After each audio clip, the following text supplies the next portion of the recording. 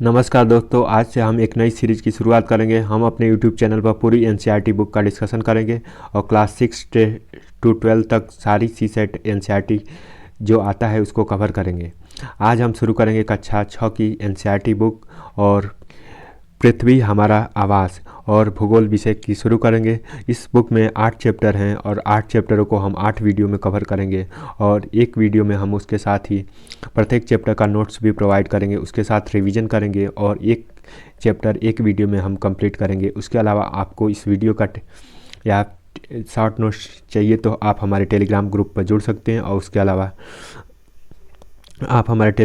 उसके अलावा हम इसके एक्सरसाइज को भी सॉल्व करेंगे। तो ये हमारे 8 चैप्टर जो हैं एनसीईआरटी के, प्रत्येक चैप्टर को 1 बाय 1 हम एक वीडियो में कवर करेंगे और उसको डिटेल में चर्चा करेंगे। तो आइए हम शुरू करते हैं अपना पहला चैप्टर। तो पहला चैप्टर है 100 और आज की वीडियो इंटरेस्टिंग होगी क्योंकि आज की वीडियो में हम बात करेंगे उन इम्पॉर्टेंट फैक्ट्स की, जो पूर्णिमा क्यों लगती है, अमावस्या कैसे होता है, पहले के ज़माने में लोग तारों से देख के कैसे दिशा का ज्ञान कर लेते थे, उसके अलावा तारों को देख के कैसे हमें समय का कल्पना कर लेते थे, उसके अलावा तारों में सप्तऋषि तारामंडल क्या होता है, उसके अलावा ऑर्सो मेजर क्या होता है, बिग फायर क्या होता है, उपग्रह क्या होता है, ग्रह क्या होता है, उसके अलावा किस ट्रिक से हम सौर मंडल के ग्रहों को और पृथ्वी से नज़दीक की दूरियों को याद कर सकते हैं। उसके अलावा हमें और जानने का फैक्ट मिले कि चंद्रमा और पूर्णिमा अमावस्या क्या होती है, इसके बारे में हम डिटेल में बात करें। उसके अलावा अमावस्या क्या होता है, खगोलीय पिंड क्या होता है, अर्सा मेजर क्या होता है, बिग बियर क्या होता है, कैस्मियन वेलेस क्या होता है, इन सब चीज़ों के बारे में हम डिटेल में बात करेंगे। तो आइए शुरू करते हैं चैप्टर 1 और सौर मंडल हमारा पृथ्वी। तो सौर मंडल हमारा पृथ्वी। तो सौर मंडल के बारे में बात करते हैं। सौर मंडल का तात्पर्य होता है कि पृथ्वी एक ऐसा परिवार जिसमें सूर्य बीच में होता है, उसके अलावा पृथ्वी, शुक्र, बुध, बृहस्पति, नेपच्यून, मंगल, शुक्र, यूरेनस और प्लूटो, यानी 8 ग्रह एक परिक्रमा करते रहते हैं। ये सौर मंडल होता है। सौर मंडल में पृथ्वी और सूर्य के बीच में 15 करोड़ किलोमीटर की डिस्टेंस है। उसके अलावा सौर मंडल में तारे, उपग्रह और सारी चीज़ें आती हैं। तो आइए पढ़ते हैं एनसीईआरटी को और सारे फैक्ट को जानते हैं। तो सौर मंडल सूर्यास्त के बाद आकाश में दिखने में अच्छा लगता है। आसमान पहले से 1 या 2 बिंदु चमकते हुए दिखाई देने लगते हैं, लेकिन बाद में इनकी संख्या बढ़ती जाती है। बाद में इसकी गणना नहीं कर सकते, परंतु संपूर्ण आकाश छोटी छोटी चमकदार वस्तुओं से भरा होता है, जिनमें से कुछ चमकीले तो कुछ धुंधले होते हैं। ऐसा प्रतीत होता है कि मानो आकाश में हीरे जड़े हैं। जैसे रात के समय हमें तारे टमटमाते हुए दिखाई देते हैं, तो कुछ चमकीले तो कुछ कम चमकीले, तो कुछ अलग पैटर्न, तो कुछ काल्पनिक चित्रों को दिखाई देते हैं। इनमें से कुछ टिमटिमाते प्रतीत होते हैं, लेकिन अगर इनको ध्यान से देख पाएंगे तो इनमें से कुछ ही टिमटिमाते और कुछ अन्य अलग होते हैं। बिना टिमटिमाए भी चंद्रमा के समान चमकते हैं, तो कुछ बिना टिमटिमाए भी चंद्रमा के समान चमकते हैं। इन चमकीले वस्तुओं के साथ साथ अलग अलग प्रतिदिन चंद्रमा की को देखते हैं। हम अलग अलग समय पर अलग अलग आकार और अलग अलग स्थितियों को दिखाई पड़ती है। आप पूर्ण चंद्रग्रहण को लगभग 1 महीने में एक बार देख सकते हैं। मतलब एक चंद्रमा महीने में एक बार पूर्ण देख सकते हैं। उसके बाद पूर्ण चंद्रमा वाली रात पूर्णिमा कहते हैं। जैसे जिस दिन चंद्रमा पूरा पूर्ण होता है उसको पूर्णिमा कहते हैं। उसके बाद ये 15 दिन बाद आप इसे नहीं देख सकते और 15 दिन के बाद पूर्णिमा को आप नहीं देख सकते। हम नए चंद्रमा को रात्रि को अमावस्या कहते हैं और जो नई चंद्रमा आता है उसको हम अमावस्या कहते हैं। ऐसी रात अगर और अमावस्या के दिन रात में आसमान साफ होता है और आसमान में अवलोकन अच्छी तरह से कर सकते हैं। क्या आपको इस बात पर आश्चर्य नहीं होता कि हम दिन के समय चंद्रमा और इन सभी छोटी चमकीली वस्तुओं को नहीं देख पाते? ऐसा इसलिए होता है क्योंकि सूर्य अत्यधिक तेज प्रकाश के कारण समय में चमकने वाली वस्तुओं को हम दिन में नहीं देख पाते। सूर्य, चंद्रमा, ये सभी वस्तुएं जो रात के समय आसमान में चमकती हैं वो खगोलीय पिंड होती हैं। जो रात के समय सूर्य, चंद्रमा या अन्य वस्तुएं चमकती हैं वो खगोलीय पिंड होती हैं। कुछ खगोलीय पिंड बड़े आकार के होते हैं और गर्म होते हैं, जैसे और गैसों से बने होते हैं। तो इनके पास ऊष्मा होती है और प्रकाश होता है, जैसे वे बड़ी मात्रा में ऊर्जा को उत्सर्जित करते हैं। इन खगोलीय पिंडों को तारा कहते हैं और सूर्य एक तारा है। वो पिंड जो कि खुद की एनर्जी होती है और गर्म हवाएं होती है। जैसे सूर्य एक तारा है, सूर्य की अगर सरफेस के टेम्परेचर की बात करें तो 6000 सेल्सियस टेम्परेचर होता है, और ये एक तारा है, और ऐसे हज़ारों तारे हमारे उल्कापिंड में होते हैं जो दूरी होने के कारण हमें एक तारे की तरह दिखाई देते हैं। तो आइए आगे पढ़ते हैं। रात के समय चंद चमकते हुए अनगिनत सूर्य के समान होते हैं, लेकिन इनमें बहुत अधिक दूर होते हैं। इस कारण हम लोग इनकी ऊष्मा और प्रकाश को महसूस नहीं कर पाते। ये अत्यंत छोटे होते हैं, और ये बहुत छोटे होते हैं, इसलिए हम इनकी दिखाई नहीं देते और छोटे होते। अपने अवश्य ध्यान दिया होगा कि कुछ देखने के बाद छोटी वस्तुएं दिखाई पड़ने लगती। अत्यधिक ऊंचाई पर उड़ रहे हवाई जहाज कितना छोटा दिखाई देता है। अगर ऊपर हाइट पर हम देखते हैं तो कोई एरोप्लेन जाता है तो बहुत छोटा दिखाई देता है। ठीक वैसे ही हमें ज़्यादा दूरी होने का कारण ये तारे हमें बहुत छोटे दिखाई पड़ते हैं, और जो रात को टिमटिमाते हुए नज़र आते हैं। रात्रि के समय देखने पर आपको विभिन्न समूहों को दिखाई पड़ता है। इन आकृतियों को देख सकते हैं, इन्हें नक्षत्र मंडल कहते हैं। रात के समय हम देखते हैं तो अलग अलग ताराएं दिखाई देते हैं, जो कि अलग अलग पैटर्न पर अलग अलग पैटर्न फॉलो करते हैं। जैसे कि हम ये देखें 1 2 3 4 5 6 7 यानी 7 ताराएं हैं, तो ये सप्तऋषि तारा मंडल है। उसके अलावा उत्तर दिशा में हम देखते हैं तो ध्रुव तारा दिखाई देता है। तो प्राचीन काल में लोग उत्तर दिशा के तारा ध्रुव तारा की पहचान रखते थे, और इसी से दिशा की पहचान करते थे। उत्तर दिशा में जो तारा दिखाई देता है उसे ध्रुव तारा कहते हैं, और उसी की पहचान करते थे। उसके बाद अर्सा मेजर बियर इसी प्रकार का एक नक्षत्र मंडल है। उसे आसानी से पहचान में आने वाला नक्षत्र मंडल है। स्मॉल बियर और सप्तऋषि सात तारों समूहों का समूह है, जो रात्रि के बड़े नक्षत्र मंडल अर्सा मेजर में भाग होता है। अपने परिवार पड़ोस में किसी की बड़े व्यक्ति कहिए तो आपको आसमान में अधिक तारों और ग्रहों नक्षत्रों को दिखाई देगा। प्राचीन काल के समय रात्रि के दिशा में निर्धारण के तारों की आवश्यकता करते थे। उत्तरी तारा उत्तर दिशा में रहता था, ध्रुव तारा भी कहा जाता था। जो तारा मतलब उत्तर दिशा में रहता था उसे ध्रुव तारा के नाम से जाना जाता था। यह आसपास हमेशा एक ही दिशा में रहता है। हम सप्तऋषि की सहायता से ध्रुव तारे और की स्थिति का ज्ञान कर सकते हैं। चित्र में आप देख सकते हैं कि यदि सप्तऋषि तारा मंडल का संकेतक तारों को आपस में मिलाते हैं तो एक काल्पनिक रेखाएं खींची जा सकती है। इसे आगे बढ़ाया जाए तो ध्रुव तारे की ओर इंगित करते हैं। मतलब ये हुआ कि अगर हम एक 7 काल्पनिक ताराओं को मिलाते हैं और उसके बाद इसके उत्तर दिशा में देखते हैं, यानी सप्तऋषि तारा मंडल के उत्तर दिशा में देखते हैं तो ध्रुव तारा दिखाई देता, और इसी से हम दिशा का ज्ञान कर लेते हैं। यानी हम सपोज करिए कि उत्तर दिशा के सामने खड़े हैं, और उसके हिसाब से हम ये सप्तऋषि तारा के उत्तर दिशा में ध्रुव तारा स्थित होता है। तो इस तरह से हम दिशा का ज्ञान करते थे प्राचीन काल में। आसमान में ध्रुव तारे की स्थिति जान सकते हैं, और सप्तऋषि के संकेतक के रूप में तारों को आपस में मिलाने पर काल्पनिक रेखा खींची जाती है और बढ़ाया जाता है। इसे ध्रुव तारे इंगित करते हैं। कुछ खगोलीय पिंडों ने अपनी उष्मा और प्रकाश नहीं होता है, ये तारों और प्रकाश से ही प्रकाशित होते हैं। इन्हें ग्रह कहते हैं। जैसे ग्रह के पास खुद के प्रकाश नहीं होता, न उष्मा होती है, वो दूसरों के प्रकाश यानी सूर्य के प्रकाश से ही चमकती हैं, और इन्हें ग्रह कहा जाता है। तो अगर ग्रह और तारों के बीच अंतर को स्पष्ट किया जाए तो ग्रह के बाद खुद का प्रकाश नहीं होता, जबकि तारों के पास खुद का प्रकाश होता है। ये पहला पॉइंट मिलता है हमें यहाँ पर। वहीं ग्रह की बात करें तो ग्रह शब्द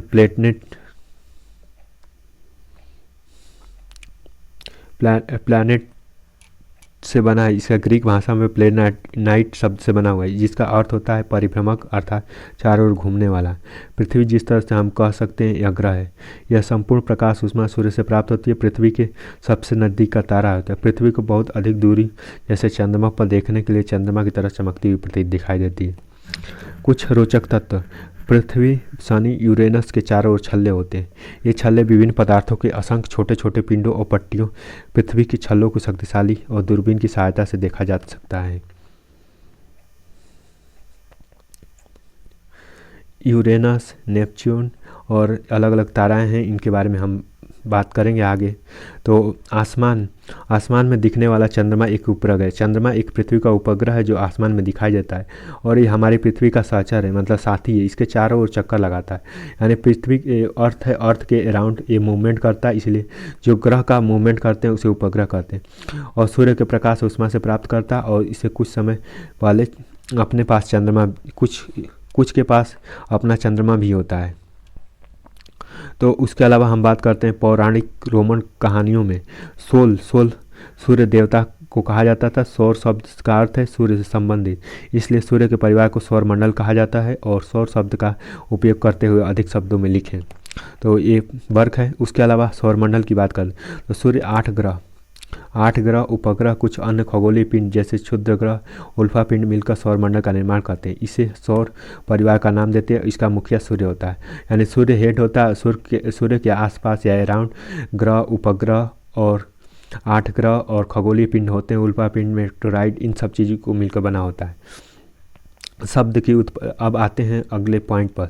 तो सूर्य की बात करते हैं तो सूर्य सौरमंडल का केंद्र में स्थित होता है। ये बहुत बड़ा होता है और इसमें अत्यधिक गर्म गैसें होती हैं। इसकी खिंचाव और इसमें सौरमंडल का बांधे रखता है और ग्रेविटेशनल फोर्स के कारण ये सभी ग्रहों को आपस में बांधे रखता है। और सूर्य सौरमंडल के लिए प्रकाश और ऊष्मा का एकमात्र स्रोत है, इसलिए इसकी अत्यधिक तेज ऊष्मा महसूस नहीं करते, क्योंकि सबसे नज़दीक का तारा होने के बावजूद यह ग्रह हमसे बहुत दूर है। सूर्य पृथ्वी से लगभग 15 करोड़ किलोमीटर दूर है। 15 करोड़ किलोमीटर दूर है। उसके अलावा हम बात करते हैं शब्द की उत्पत्ति। तो ऐसे बहुत से शब्द होते हैं जिनका उपयोग हम भाषा में करते हैं। अक्सर वे दूसरी भाषाओं के शब्दों का प्रयोग करते हैं। उदाहरण के लिए ज्योग्राफी अंग्रेजी शब्द है, जबकि ग्रीक भाषा में लिया गया है। इसका अर्थ है पृथ्वी का विवरण। 2 ग्रीक शब्दों को मिलकर बना होता है। जियो का अर्थ होता है पृथ्वी और ग्राफिया का मतलब होता है लिखना। आइए पृथ्वी के संबंध में अधिक जानें। जैसे जियो का मतलब होता है अर्थ और लॉजी का मतलब होता है पृथ्वी का अध्ययन। उसके बाद मेट्रियो मतलब होता है मापन, यानी पृथ्वी का मापन। आइड का मतलब होता है आकार, यानी जियोआइड मतलब आइड का मतलब होता है आकार, तो जियो मतलब पृथ्वी और आइड मतलब पृथ्वी का आकार। तो लॉजी का मतलब स्टडी करते हैं, जैसे जियोलॉजी। उसके अलावा एंथ्रोपोलॉजी, तो इन सब चीज़ों के बारे में स्टडी करते हैं। तो जियो मतलब अर्थ और लॉजी मतलब उसके बारे में स्टडी करना, यानी पृथ्वी के बारे में स्टडी करना। उस तरह मेट्रो, तो मेट्रोलॉजी के बारे में अध्ययन करते हैं कि मेट्रो क्या होता है, उसके बारे में बात करते हैं। पृथ्वी के आकार के अनुरूप बात करते हैं। फिर हम आते हैं, क्या आप जानते हैं तो रात और आसमान के मनुष्य हमेशा मोहित हो जाता है। खगोलीय पिंडों उसकी गति के संबंध में अध्ययन करने वाले खगोल शास्त्री कहते हैं। आर्यभट्ट प्राचीन भारत के प्रसिद्ध खगोल शास्त्री थे। आर्यभट्ट प्राचीन भारत के प्रसिद्ध खगोल शास्त्री थे, यानी एस्ट्रोनॉमर थे।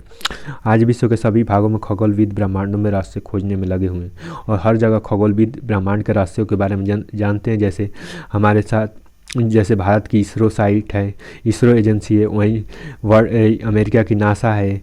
उसके बाद यूरोपियन स्पेस एजेंसी है, उसके बाद चाइना स्पेस एजेंसी है। इस तरह से बात करते हैं। सौरमंडल के सभी 8 ग्रहों को एक निश्चित पथ में सूर्य चक्कर लगाते हैं और रास्ते दीर्घाकार फैले होते हैं और जिन्हें कक्षा कहते हैं, मतलब एक मूवमेंट करते हैं जिन्हें कक्षा कहते हैं। बुध सूर्य के सबसे नज़दीक होते हैं। अपनी कक्षा में सूर्य के चारों ओर चक्कर लगाने के लिए 88 दिन लगाते हैं। तो ये 88 दिन में अपना चक्कर लगाते हैं बुध। और पृथ्वी, शुक्र को पृथ्वी का जुड़वा ग्रह माना जाता है, क्योंकि इसका आकार आकृति लगभग पृथ्वी के समान होता है। अभी तक प्लूटो एक ग्रह माना जाता था। प्लूटो मतलब ग्रहों की श्रेणी, ग्रह 9 थे लेकिन प्लूटो को ग्रह माना जाता था, लेकिन वो ग्रह की परिभाषा को डिफाइन नहीं करता था, इसलिए ग्रहों की श्रेणी से उसे हटा दिया गया। परंतु अंतर्राष्ट्रीय खगोलीय संगठन की बैठक 2006 में हुए निर्णय में इसे अन्य खगोलीय पिंड में इसे UB331 सीरस और प्लूटो बौने ग्रह कहे जा सकते हैं। इस तरह से हम आते हैं पृथ्वी के बारे में बात करते हैं। तो पृथ्वी के बारे में, पृथ्वी दूरी और दूरी के हिसाब से तीसरा सबसे बड़ा ग्रह और आकार में 5वां सबसे बड़ा ग्रह है, यानी सूर्य से दूरी में तीसरा नंबर और आकार में 5वां सबसे बड़ा। और ध्रुवों के पास थोड़ी चपटी होती है, यही कारण है इसका भू आप का, यानी जियोइड शेप कहते हैं। भू आप का अर्थ है पृथ्वी के समान आकार। पर जीवन के अनुकूल परिस्थितियां संभव है केवल पृथ्वी पर ही पाई जाती हैं। जीवन के अनुकूल अभी तक प्राप्त जानकारियों के अनुसार पृथ्वी पर ही केवल जीवन की संभावना पाई जाती है। पृथ्वी न केवल अधिक गर्म है, न केवल अधिक ठंडी है, बल्कि पानी वायु उपस्थित होता है जो हमारे जीवन के लिए आवश्यक है। वायु में जीवन के लिए आवश्यक गैसें जैसे ऑक्सीजन मौजूद है। इसी कारण पृथ्वी सौरमंडल का सबसे अद्भुत ग्रह है। अंतरिक्ष में देखने पर पृथ्वी नीले रंग का दिखाई पड़ता है, क्योंकि यहाँ 2/3 जल, यानी 2/3 भाग जल होता है और यह ढकी होती है, इसलिए यहाँ नीला ग्रह भी कहा जाता है। और पृथ्वी पर 78% नाइट्रोजन पाई जाती है, 21% ऑक्सीजन गैस पाई जाती है और 78% नाइट्रोजन और 0.93% आर्गन पाई जाती है। इसके अलावा हम कुछ क्या आप जानते हैं प्रकाश की गति 3 × 10⁵ किमी प्रति घंटा हो सेकेंड प्रति किमी प्रति सेकंड होती है। इसकी गति के बावजूद भी सूर्य प्रकाश पृथ्वी पर पहुंचने में लगभग 8 मिनट लगता है, यानी सूर्य से पृथ्वी पर प्रकाश आने में 8 मिनट लगता है। और ये लाइट की स्पीड होती है 3 × 10⁸ मीटर पर सेकेंड। और इसके अलावा हम अगर वही प्रकाश की बात करें तो प्रकाश की स्पीड होती है 332 मीटर पर सेकेंड। तो जैसे कि हम एक बात करते हैं कि जैसे बिजली चमकती है तो सबसे पहले प्रकाश आता है, उसके बाद तब साउंड आता है। तो साउंड की स्पीड 332 मीटर पर सेकेंड है, वहीं लाइट की स्पीड 3 × 10⁸ मीटर पर सेकेंड होती है, यानी लाइट की स्पीड ज़्यादा होती है। तो इसलिए प्रकाश पहले आ जाता है और साउंड की स्पीड कम होती है, इसलिए साउंड बाद में आता है। इसका इफेक्ट है।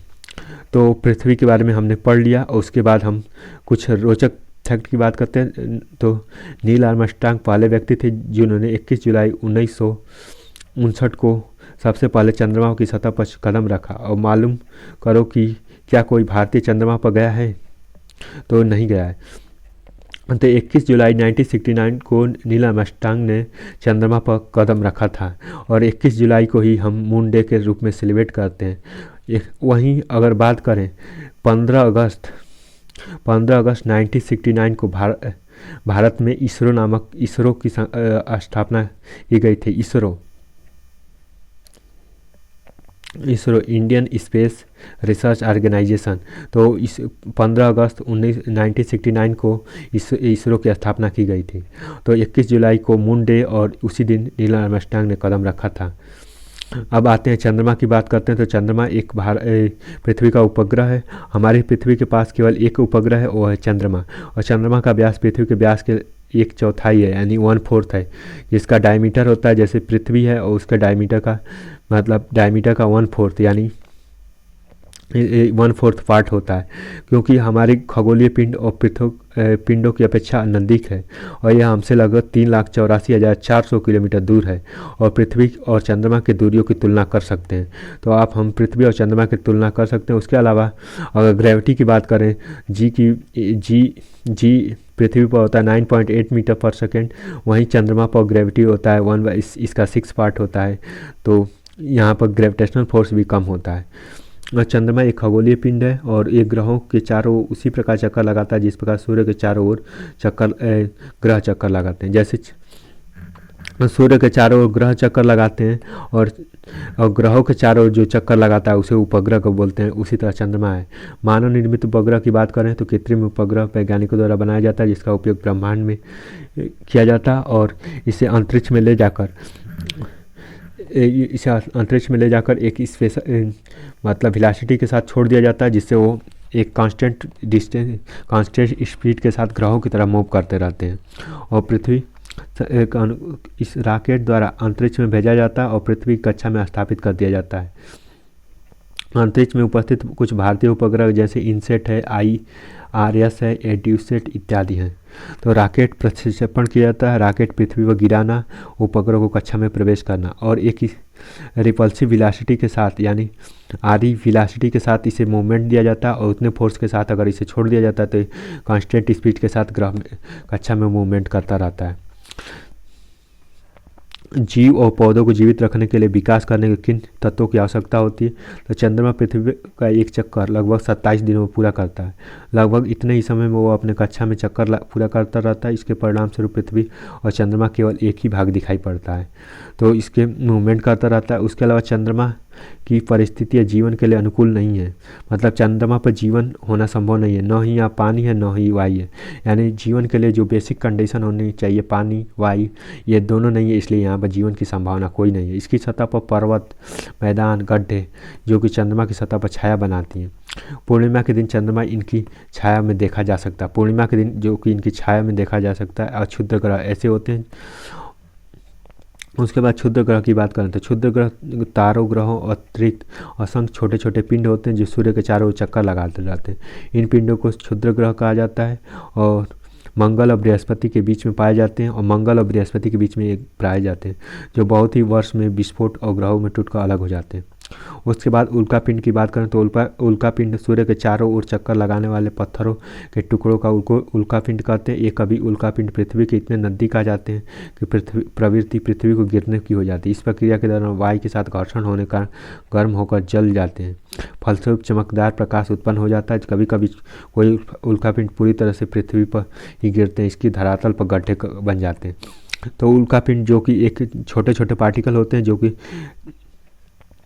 कि मतलब घूमते रहते हैं और कभी कभी ये टकरा कर पृथ्वी के नज़दीक आते हैं। जैसे भारत में अगर महाराष्ट्र में बात करें तो वहाँ पर लोनार लेक, महाराष्ट्र में लोनार लेक है जो कि एक उल्का पिंड के आने की वजह से वो पृथ्वी पर गड्ढे कर दी थी और वहाँ से, तो इसलिए वो लोनार लेक एक मीटोराइट लेक है, यानी उल्का पिंडों से बनी हुई लेक है। यहाँ पर उल्का पिंड टकरा गया था इसलिए वहाँ पर एक गड्ढे हो गए और उसके लिए ये मतलब लोनार लेक महाराष्ट्र में बनी हुई है।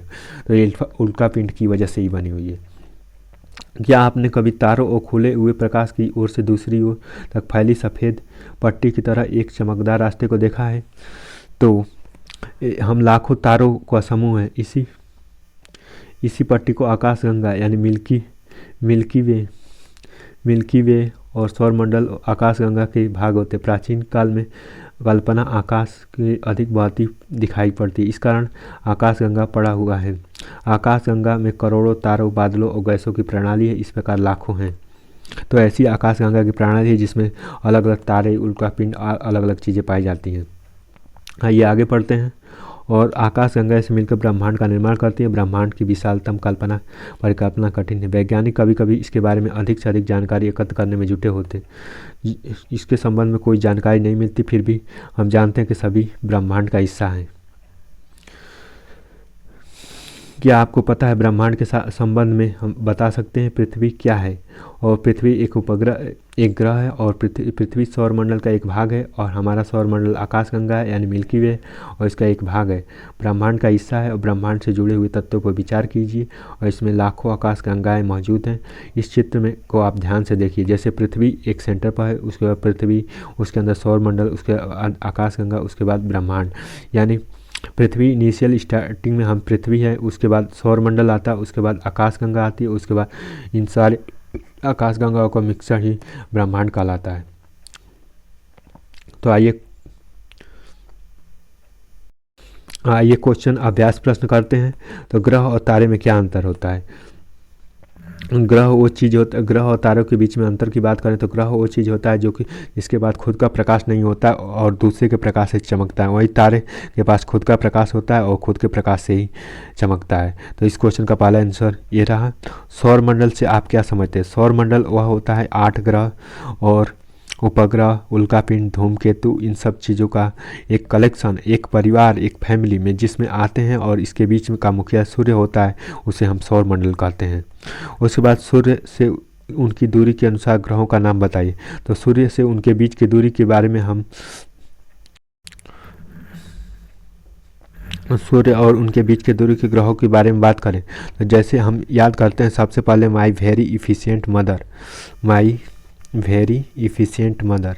तो माई से अगर my very efficient mother just serve as a nuts, तो हम इसको याद करने का एक ट्रिक अप्लाई करते हैं। My very efficient mother just serve us nuts. तो जो सूर्य है, सूर्य के पास सबसे पहले मार्स आता है, फिर वेनस आता है, फिर उसके बाद 3rd नंबर पर अर्थ आता है, उसके बाद 4th नंबर पर, उसके बाद 5 नंबर पर जुपिटर आता है, उसके बाद सैटर्न आता है, उसके बाद यूरेनस आता है, उसके बाद नेपच्यून आता है। तो इस क्रम में हम my very efficient mother just सर्व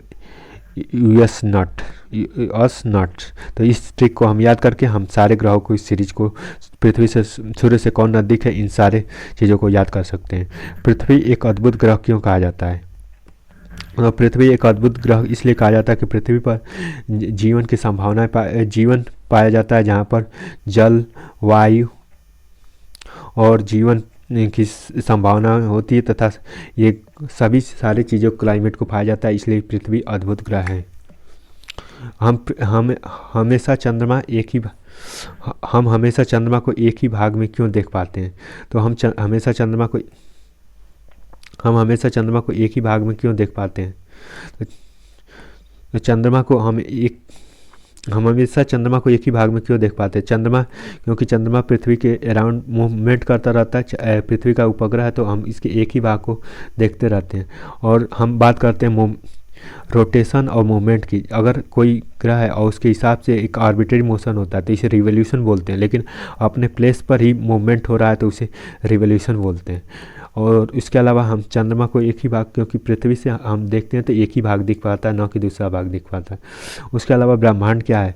तो ब्रह्मांड सौर मंडल का समूह। जैसे पृथ्वी है, पृथ्वी के अंदर जैसे हम हैं, हमारे अंदर पृथ्वी है, पृथ्वी के अंदर आकाशगंगा है, आकाशगंगा के अंदर सौर मंडल है, और सौर मंडल के कलेक्शन के बाद ब्रह्मांड आता है, तो ब्रह्मांड हो जाएगा। अब हम आते हैं क्वेश्चन 2 पे, और सही उत्तर को चिन्हित कीजिए। किस ग्रह में पृथ्वी के जुड़वा ग्रह के नाम से जाना जाता है? तो शुक्र ग्रह को पृथ्वी के जुड़वा ग्रह की कहा जाता है, क्योंकि इस पर पृथ्वी के आकार और साइज दोनों चीज़ें समान होती हैं, तथा पृथ्वी जैसी कंडीशन है भी। जीवन जीने की संभावना तो नहीं है, लेकिन पृथ्वी जैसी सारी चीज़ें पाई जाती है, इसलिए पृथ्वी की जुड़वा बहन शुक्र को कहा जाता है। सूर्य से तीसरा सबसे नज़दीक ग्रह कौन है? तो सूर्य से तीसरा सबसे नज़दीक ग्रह पृथ्वी है, और पृथ्वी पर जहाँ हमारा निवास स्थान है। सभी ग्रह सूर्य के चारों ओर किस प्रकार का पथ का चक्कर लगाते रहते हैं? एक वृत्तीय पक्ष, आयताकार पक्ष, या दीर्घ वृत्ताकार पक्ष? तो एक दीर्घ वृत्ताकार पक्ष में लगाते रहते हैं। उसके अलावा ध्रुव तारे को किस दिशा में देखा जा सकता है? जैसे कि हमने बताया कि सप्तऋषि तारा मंडल इससे होता है। यहाँ पर कोई पर्सन है और उसकी उत्तर दिशा में जो तारे दिखाई जाते हैं उसे सब ध्रुव तारा कहा जाता है। यानी ये सप्तऋषि तारा अगर हम बात करें 7 तारे ऐसे हैं, इसके उत्तर दिशा में अगर जो दिखाई देता है उसे ध्रुव तारा कहते हैं, तो यानी उत्तर दिशा करेक्ट होता है। इसका दीर्घवृत्ताकार होता है। क्षुद्र ग्रह के किन कक्षाओं के बीच पाए जाते हैं? तो क्षुद्र ग्रह किस कक्षाओं में पाए जाते हैं? तो ये मंगल और बृहस्पति के बीच पाए जाते हैं। खाली स्थानों को भरिए। तो वह समूह जो विभिन्न प्रतिरूपों का निर्माण करते हैं उसे कहते हैं। खाली स्थानों को भरिए। तो इस समूह में कि विभिन्न प्रतिरूपों का निर्माण करता है उसे कहते हैं। तो इस क्वेश्चन का आंसर आप कमेंट बॉक्स में दीजिए। तथा तारों का वह समूह बड़ी प्रणाली कहा जाता है। इस क्वेश्चन का भी आप आंसर कमेंट बॉक्स में दीजिए। पृथ्वी के सबसे करीब क्या है? तो पृथ्वी के सबसे करीब अगर हम बात करें तो पृथ्वी के सबसे करीब 2 ग्रह होते हैं, जैसे कि एक वीनस है, उसके बाद मार्स है। तो मार्स सबसे ज़्यादा नज़दीक होता है, तो पृथ्वी के सबसे नज़दीक वीनस है। फिर सूर्य से तीसरा सबसे नज़दीक ग्रह, तो सूर्य से सबसे तीसरा नज़दीक ग्रह की बात करें तो इसका आंसर है सूर्य से तीसरा सबसे नज़दीक ग्रह, तो इसका आंसर है पृथ्वी। और ग्रहों के पास अपने एनर्जी नहीं होती तथा अपना प्रकाश नहीं होता है। तो हमें इस क्वेश्चन में ए और बी का आप आंसर हमें कमेंट बॉक्स में देके बताइए। उसके अलावा आओ करके देखें, सौर मंडल का एक चार्ट बनाइए। तो सौर मंडल का चार्ट बनाइएगा। उसके बाद छुट्टियों में तारा मंडल को जाकर देखें, वहाँ पर के अनुरूप कक्षाओं को बताइए। पृथ्वी और सौर मंडल पर क्विज लिखिए और उसका आयोजन कीजिए। आओ कर खेलें। इसके बाद सूर्य से बुध, शुक्र, पृथ्वी इन सब ग्रहों की सीरीज की बात करते हैं। उसके बाद ऐसे प्ले कार्ड बनाना है।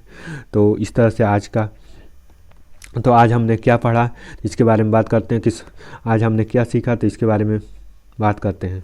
जैसे कि हमने पढ़ा कि सौर मंडल उसमें पृथ्वी का निवास स्थान है। इसमें 8 ग्रह होते हैं। उसके अलावा उपग्रह, क्षुद्र तारा, उल्कापिंड होते हैं। और सूर्य से और पृथ्वी के बीच की दूरी है 15 करोड़। उसके अलावा पूर्ण चंद्रमा वाली रात को पूर्णिमा कहते हैं। नए चंद्रमा वाली रात को अमावस्या कहती हैं। अमावस्या को आसमान साफ होता है। उसके अलावा सूर्य, चंद्रमा सभी वस्तुएं खगोलीय पिंड होती हैं। खगोलीय पिंड को तारा, सूर्य होते हैं। इसके अलावा हमने ये पढ़ा कि तारों को विविध आकृति को नक्षत्र कहते हैं। उसके बाद स्मॉल बियर को सप्तऋषि तारामंडल कहते हैं। उसके अलावा ध्रुव तारा जो सप्तऋषि तारामंडल की उत्तर दिशा में होता है उसे ध्रुव तारा बोलते हैं। 7 तारों के बीच में एक काल्पनिक लाइन बना दी जाती है, उसे सप्तऋषि तारामंडल कहते हैं। उसके बाद हमने पढ़ा कि सौर मंडल क्या होता है, तो सौर मंडल के 8 ग्रहों चंद्रमा पृथ्वी के बारे में बात की। उसके बाद हमने पृथ्वी के बारे में बात की, तो पृथ्वी के सूर्य से सबसे नज़दीक है, उसे नीला ग्रह कहते हैं। और नीला ग्रह क्यों कहते हैं, क्योंकि 2/3 यहाँ पर पानी पाया जाता है, ऊपर से देखने पर ऐसा होता है। उसके अलावा हमने उसमें ये पढ़ा कि प्रकाश की स्पीड क्या होती है, 3 × 10⁸ मीटर पर सेकंड होती है। वहीं लाइट की वहीं हमने साउंड की स्पीड पढ़ा, 332 मीटर पर सेकंड होती है। उसके अलावा हमने पृथ्वी का शेप देखा, तो जो जियाइड शेप है। उसके बाद हमने लॉजी 3 वर्ड बात की, लॉजी, मेजर और आइड। तो जियाइड जो आकार की बात करते हैं, लॉजी मतलब अध्ययन की बात करते हैं, मेजर मतलब अध्ययन के बारे में बात करते हैं, और जियो का मतलब होता है पृथ्वी। तो इन 3 वर्डों का मतलब हमने समझा। उसके अलावा हमने चंद्रमा और पृथ्वी के बीच की दूरी के बारे में बात की, तो इसकी दूरी होती है 3,84,400 किलोमीटर, और अर्थ टू मून के बीच में डिस्टेंस होती है। इसके अलावा हमने ये चीज़ पढ़ा कि क्षुद्र ग्रह क्या होता है, तो असंख्य छोटे छोटे पिंड होते हैं। और जैसे कि लोनार लेक के बारे में हमने बात की कि लोनार लेक जो पृथ्वी से टकरा गया था और पृथ्वी पर गड्ढा कर दिया था, जिससे वो आज लोनार लेक के नाम से जाना जाता है। उसके अलावा हमने ग्रह और तारा के बीच में अंतर समझा, और ग्रह क्या होता है जिनमें खुद की लाइट नहीं होती, कोई हीट नहीं होता और जीवन की कंडीशन की पॉसिबिलिटी होती है। वहीं तारा एक लाइट होता है, वो हीट होता है, उसके बाद उसमें हाई टेम्परेचर होता है। इन सब चीज़ों के बारे में बात की। इसके अलावा हमने मंगल ग्रह 4था नंबर का ग्रह है। उसके अलावा हमने गैसीय ग्रह की बात की। उसके बाद हमने कैनियस वैलिस की बात की। उसके अलावा हम कुछ और एडिशनल चीज़ों की बात करें, मंगल ग्रह घूर्णन काल करता है, पृथ्वी के जुपिटर पृथ्वी सबसे बड़ा ग्रह है। इन सब चीज़ों के बारे में बात करते हैं। जैसे हम और सब चीज़ों की बात करें, जैसे कि कुछ पार्कों की बात करें, मणिपुर में लोकटक झील है, त्रिपुरा में रुद्र सागर झील है, और पश्चिम बंगाल में भोज आर्द्र भूमि है। इस तरह से अलग अलग स्ट्रक्चर हम पढ़ते हैं। तो आज के वीडियो में इतना ही। अब अगले वीडियो में हम चैप्टर 2 का डिस्कशन करेंगे, और चैप्टर 2 के डिस्कशन को हम ऐसे ही एक्सप्लेन करेंगे। उसके अलावा हम शार्ट नोट्स और अभ्यास प्रश्न देंगे। तो thank you so much for watching this video.